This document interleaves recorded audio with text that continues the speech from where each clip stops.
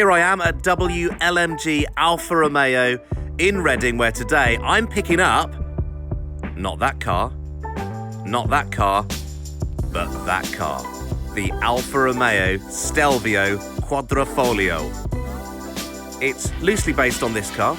It's the 4x4 version of the Giulia. Same engine as that car as well.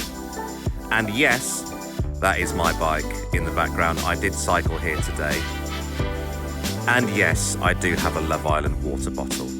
But anyway, the reason why I cycled here is because I can put it through its first test, being an SUV, of getting that bike into that car.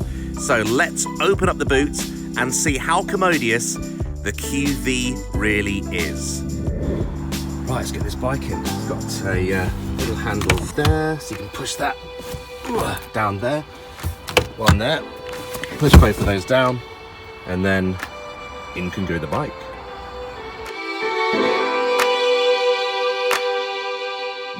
Welcome along then to the Alfa Romeo Stelvio Quadrifoglio, and have a listen to this engine.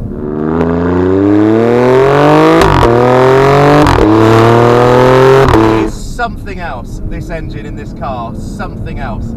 It's a 2.9 litre bi-turbo V6 and it kicks out 510 brake horsepower, and the sound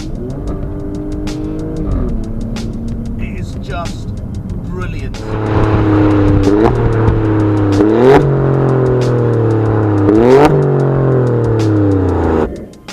So being in a car this powerful, obviously what you want to do is find out how quickly it gets to 60. 510 horsepower in an SUV. So I'm just going to put it into race mode now, more on that later. Get ready to launch it. Ooh.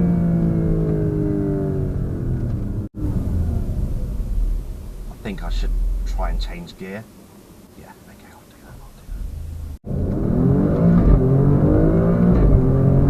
that. That's 60. Whew. Oh, I'll time that in a second, because quite frankly I was going too quick to actually do it myself. Right, so just having a look at that, it just did 0 to 60 in 3.9 seconds. And it can do it apparently in 3.8 seconds. It's a little bit damp here today, and I'm a bit fat, so it's probably weighed the car down a little bit, but it's quick. That is quick for an SUV.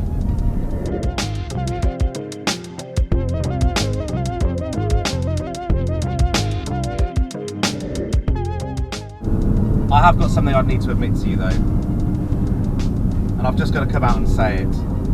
I have never owned an Alfa Romeo ever. I've driven and owned hundreds of cars over the years, but I've never owned an Alfa Romeo. And the thing is that people say you're not a petrol head unless you own an Alfa Romeo. You've got to enjoy the highs to not enjoy the lows of when it eventually breaks down. But it's that last bit of breaking down that's just always put me off. I think there's never any point when I'm actually in the car where I think, for all the highs, I wouldn't mind breaking down now, because it's inevitably going to happen. And knowing my luck, it'll be when I've got my 3-year-old in the back and it's 5 PM and we're on the M4. So I've just never gone for one. I've always gone for like a Mercedes, Audi. Thing is though, that was Alphas of the past. Word has it, these new Alphas are so much better than the old ones, so much more reliable. I mean, I saw an advert for one the other day, came with a 5-year warranty. I mean, old Alphas, you wouldn't get a 5-minute warranty. Inside the QV, look at these bucket seats, all carbon fibre tubs. They're not electric, but they're very light, keeping the weight down. Air conditioning in the back, there's the other seat there. It's even got Isofix, which is all important for me, having a 3-year-old.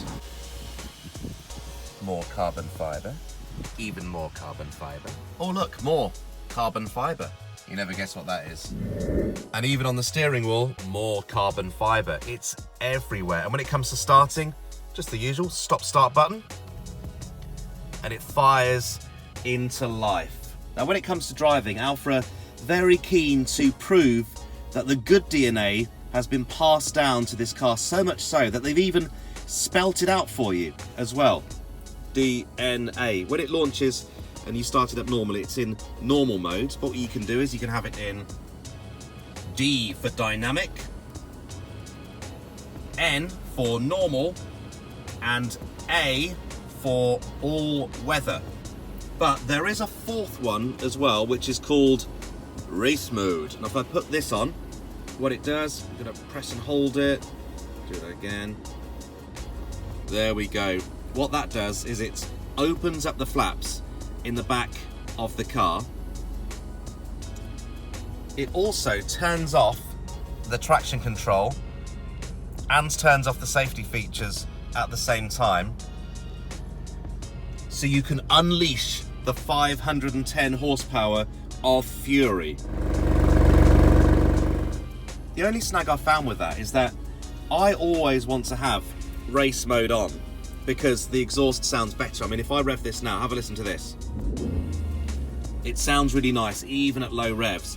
So when you put it in dynamic mode, it just goes quieter.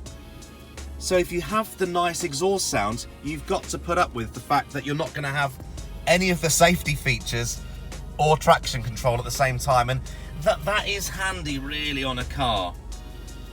As well as not having any safety features when you have it in race mode, you can only have the damper, which is controlled by this, on either mega hard or mid.